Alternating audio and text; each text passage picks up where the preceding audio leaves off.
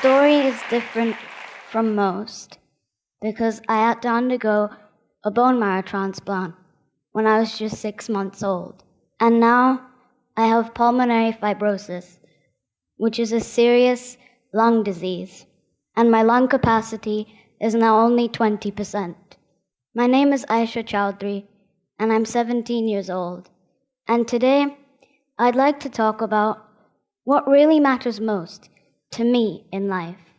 Now, life can be tough when every single breath you take is a struggle, and the slightest infection causes a serious, life-threatening exacerbation. And the last one for me was in November last year, when I went from being able to walk around freely and go to school to suddenly being bedridden, unable to turn over in bed without getting out of breath. And I must confess that I did wonder if I was going to die. And I would have sleepless nights, just thinking, tossing and turning with this idea that soon I may be gone. And if that's going to happen, what's the point of anything? I think about this for hours and get nowhere. But then it suddenly struck me that I'm not really alone in all of this.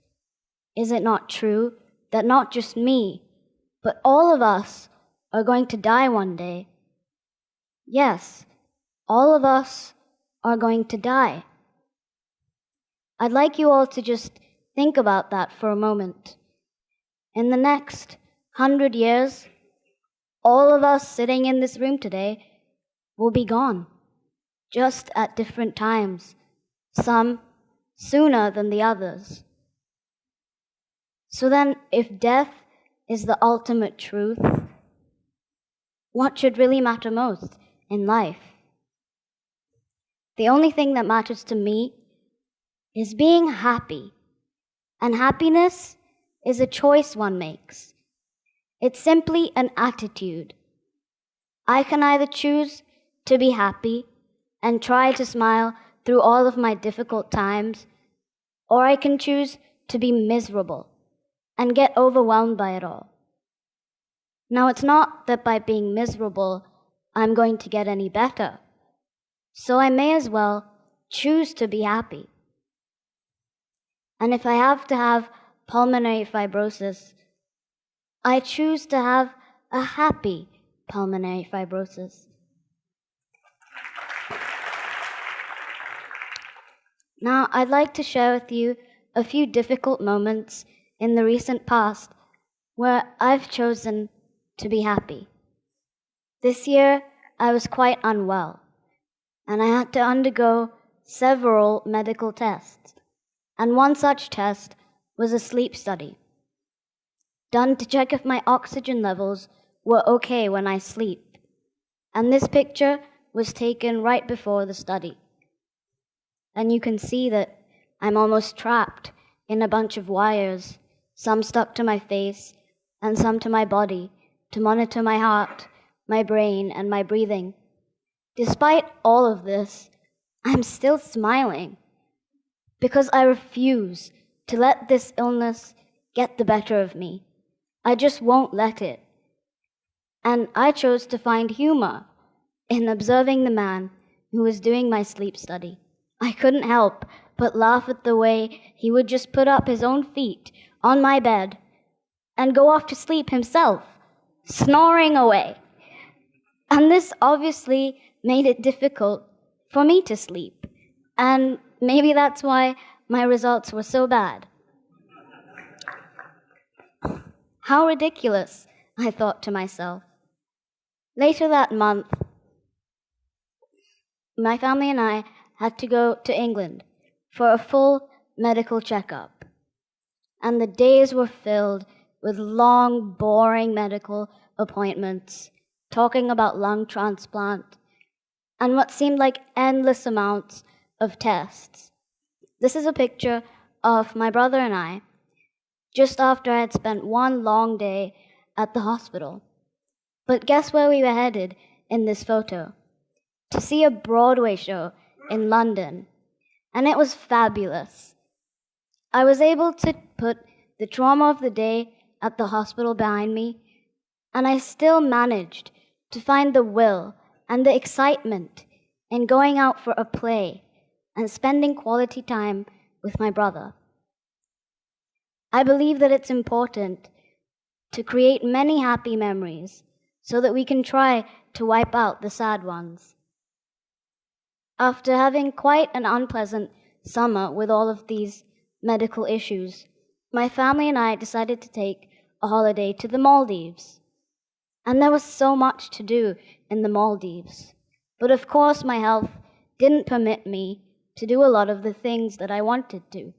And one of the main activities was snorkeling, and I desperately wanted to try it. But how could a person who has difficulty breathing go snorkeling? Well, in this picture, you can see me in my snorkeling gear right after I'd popped my head out of the water after seeing the most beautiful, vibrant colored fish. But now I'm not going to lie, I did only dip my head in for a second, but I did what I wanted to do, and that moment for me was worth everything.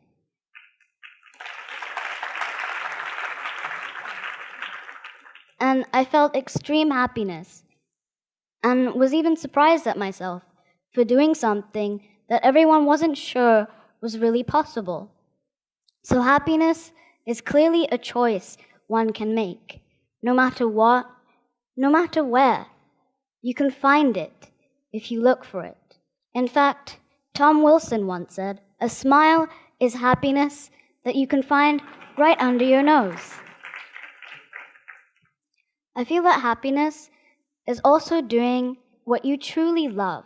And for me, my love is for art, simply because it allows me to express myself in such a beautiful and unique way.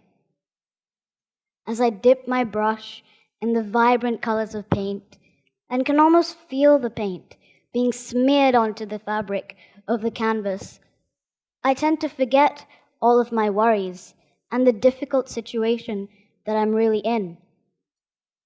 And art makes me happy because it almost becomes a whole other world where I can escape, at least for a little while.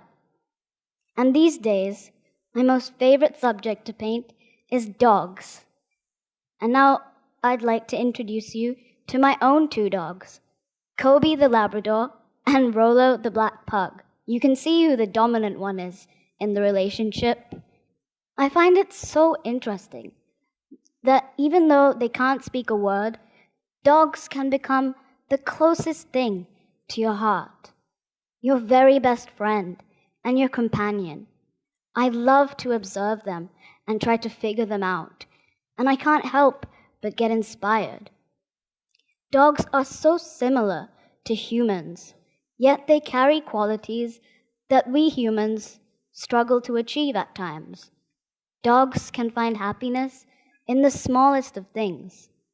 Dogs are delighted with a walk, ecstatic with a small treat, and in heaven when you tickle their belly.